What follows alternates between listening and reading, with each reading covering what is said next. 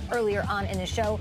What's the biggest lesson we're taking away from what we all saw for 4 quarters of awesome play in LA last night? Okay, it's a copycat league. The days of hiring an old stoic defensive coordinator as your next head coach are done. This is the offensive era of the NFL, and we're moving into it rather rapidly when you look at the best teams in the league, whether it be the Saints, whether it be the Steelers, whether it be either of these two teams. Points, points, points. So I look at the names, right? You know McVay, you know Reed, but then you start looking at the names underneath them. Zach Taylor's the quarterback's coach in LA. He's a 30-something-year-old whiz kid. He will get head coaching job interviews. Eric Bieniemy on the other side, he will get head coaching job interviews. Then you look at the other guys. Mike Kafka, remember Mike Kafka, the old quarterback? He's the quarterback's coach in Kansas City. Anyone who is a part of these teams are going to be looked at as head coaches. That's one thing. The second thing is, if you remember the draft process of 2016 and 2015, the knocks on Mahomes and Goff were that they were spread quarterbacks in college, and you can't draft a spread quarterback. 4-letter word. It's going to take too long to develop. You won't ever have a head coaching job.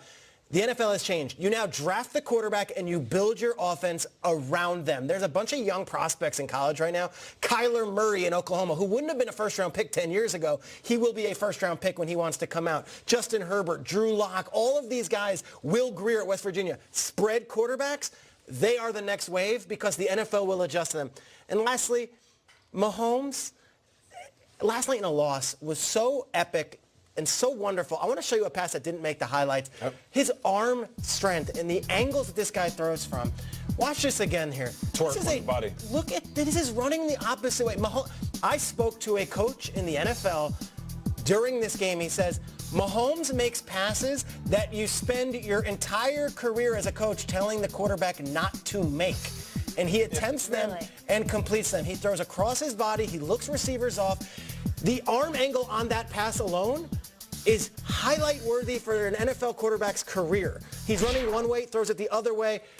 Mahomes is amazing, and he's 23 years old. And in a loss, I don't want his effort to be lost here. But my point, quarterbacks, offensive coaches, the NFL is a moving locomotive. And if you don't get on board right now, you will be left in the dust. I'll just quickly echo what you say. This was about LA and Kansas City. It's also going to reverberate in Indianapolis at the Combine. It's going to reverberate in Nashville in the draft. What do you mean?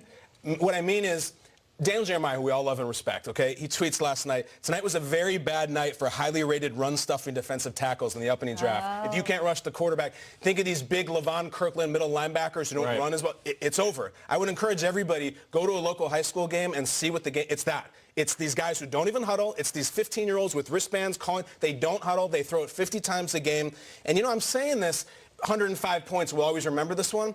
I don't know if we will remember this one because we're going to get a lot of these over the next 5 and 10 years. If you're someone at home that says, I was reared on Nitschke and Butkus, it's over. We're not going to see 13-3 games anymore. 10 years from now, we're doing season 13 of this show. It's going to be a lot of 54, 51 games because high school coaches and college coaches were watching last night with us. This game's changing. The offense is coming. It's coming. It's happening. The game evolves, and it's always going to evolve. I mean, there was one point where Pistol Pete Maravich threw a pass behind his back.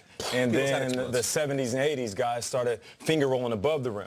80s and 90s and 2000s, they started dunking it. Now the game is a high-flying basketball affair. Same thing with football. It was days where it's just hand the ball off right, hand the ball off left, occasionally throw a dump-off pass. Now the game is opening up. And I'll credit the Rams even more so than I credit the Chiefs because there were just subtleties within their game that I appreciated so much. One, a ton of crossing routes, was able to get guys open. They spread out defenses, which is why Jared Goff can escape and score in the end zone like this. But another thing I noticed in this game is once they got in the huddle and they got their plays called, they would rush to the line of scrimmage. And that is a subtlety that I don't think a lot of teams can actually do. Because think about this, tempo. And it's not that you're in a 2-minute situation. It's not that you're in a hurry-up offense. It's the fact that you got to get up there, get set for a beat. Everybody has to be in the proper alignment on a line of scrimmage. And then you run the play trying to catch a defense off guard. As I'm sitting at home on my couch and I'm appreciating it as a football player, the nuances of the game, that's what separates. Because here's the thing, at some point, we're going to see more than half the teams in the league playing at this level. So what's going to separate you? We saw two of the best in the business. Throw the Saints in there if you want to. But the Rams said, all right, in order for us to have just the slightest advantage, let's see if we can catch these guys off guard at the line of scrimmage. That hurry up right before they ran their play, that was impressive. Shout out to Sean McVay. Shout out to this offense. Shout out to the players within their system. They lose Cooper Kupp, and guys just come in seamlessly. It's amazing. Individuals that Shrakes, me and you watched during the preseason. We're sitting here saying, you know what? Are these guys actually going to have an impact during the season? Damn right they are. Because when one guy goes down, the next guy goes up, and he seamlessly works his way in. Shout out to the Rams. Shout out to the Chiefs. Offense was on display, and yes, the game is evolving. If you're not going to catch up, you're going to be behind. So I think you need these defensive superstars. That's what ended up winning the Rams this game last night, with Aaron Donald, with Marcus Peters coming up with revenge. The storylines were amazing. Offense is here. And I love that you brought up Mahomes and gave him his love and gave that team their love. Because if you go on the road and you turn over the ball 5 times and give up 135 yards in penalties, you should get blown out of the building. And they were right there. If they had one fewer turnover, I think that they win this game, which is sort of wild to think about. So if you're a Chiefs fan coming off of last night's action, I was texting back and forth with my sister-in-law, my best friend in college. We both worked for the Rams, oddly. She's a huge Chiefs fan from Kansas City. She's like, I feel good about it. I feel good about what happened because, honestly, our defense racked up 5 sacks against one of the best offensive lines, if not the best offensive line in the National Football League. And if we see a rematch of this, and we just might, I'm confident if I'm a Chiefs fan going into this. If they cut down on the mistakes here, they get a win. It was just that close. It is crazy to think that they had 5 turnovers, they gave away 2 defensive touchdowns, over 100 yards in penalties, and still lost by 3 points. I agree with it, okay? Because you think about it. If you're the Chiefs, you're walking away from this game, you're thinking about the teams that you're going to face in the postseason, possibly in the Super Bowl. How many guys are going to face like Aaron Donald? How many guys are going to have a game like Samson Ebukam? That's not going to happen. These guys are playing out of their mind on the biggest stage. They made the biggest plays, and they can walk away from this game saying, we might not face that type of rush just from the front end, defensive line, and linebackers. They've had 3 really big primetime games on television that have been on the road. In Denver, where Mahomes showed us he can take them back. In New England, where we saw that the Chiefs can go blow for blow with the Patriots. He threw some picks in that one, too, though, but yeah.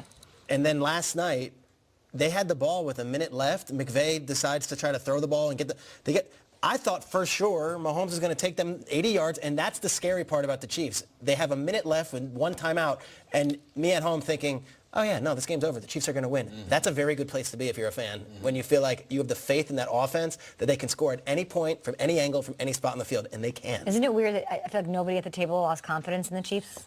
You said it right. 13 penalties, 5 turnovers, and they still had 51 points. If that game's in Arrowhead, they win.